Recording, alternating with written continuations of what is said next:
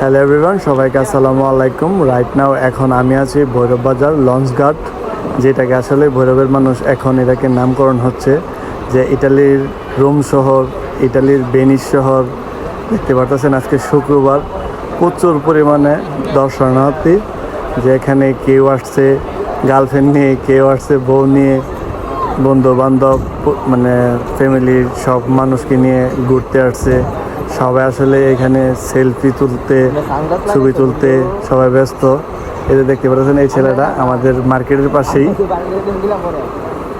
আসলে এই জায়গাটা অনেক ব্যস্ততম একটা জায়গা হয়ে গেছে।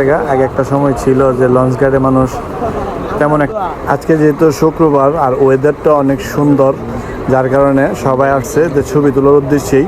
একটা উদ্দেশ্য যে এখানে গিয়ে ছবির ওয়েদার খুব সুন্দর আসে, তারপরে এখানে ছবি তুললে সবার ছবি ফরিহতে যায়, যার কারণে এর মধ্যে ছবি তুলে প্রত্যেকটা মানুষের ওইখানে যাওয়ার উদ্দেশ্যই হচ্ছে ছবি তোলা।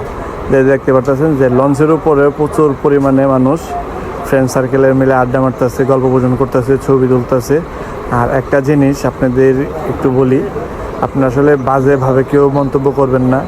যে এখানে একটা জিনিস হয়েছে গিয়া, যেহেতু আমাদের ভৈরব বাজার এরা নৌবন্দর, তো এইখানে হচ্ছে যে মালামাল লোড আনলোডের ক্ষেত্রে যে এমন কিছু করব না আমরা যে লেবারের কোনো ক্ষতি হয় অথবা লেবারের মাল লোড আনলোড করতে গিয়ে কোনো সমস্যা হয়, এমন কিছু করব না।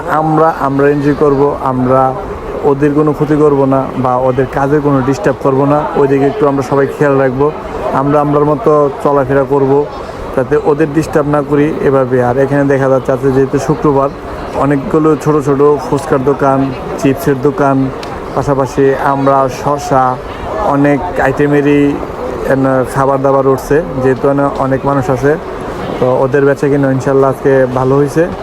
তো সবাই এখানে ঘুরতে আসছেন, ভালোভাবে এনজয় করবেন। আর ওই জিনিসটা, আর একটা জিনিস না বললেই নয়, যে কিছু আছে ছাপড়ি, যে আসলে কোনো ওয়েদার, কোনো ওয়েকেশন মানে না। আসলে ওরা ওদের মতো মানে ড্রেস আপ, মানে ফটোগ্রাফার। এই যে দেখতে পাচ্ছেন সাদা সানগ্লাস একটা পরানো, আসলে ভাইটার খুব জাকাস লাগতেছে। এই গরমের মধ্যে কেউ কেস পরে, আপনার একটু দর্শক বলেন তো। তো আসলে সব দিন শেষে সবার কাছে একটি কথা, সবাই ভালোভাবে থাকবেন, কারো ক্ষতি করবেন না। আর এইখানে আসছেন, ঘোরাফেরা সাবধানে করবেন, যাতে এনে অনেক গভীর পানি, যাতে কোনো দুর্ঘটনা না ঘটে, সুস্থভাবে বাড়ি ফিরবেন, এটাই আশা করি। সবাই ভালো থাকবেন, সুস্থ থাকবেন, আল্লাহর রহমতে সবাই বাড়ি ফিরে পৌঁছে আমার জন্য দোয়া করবেন।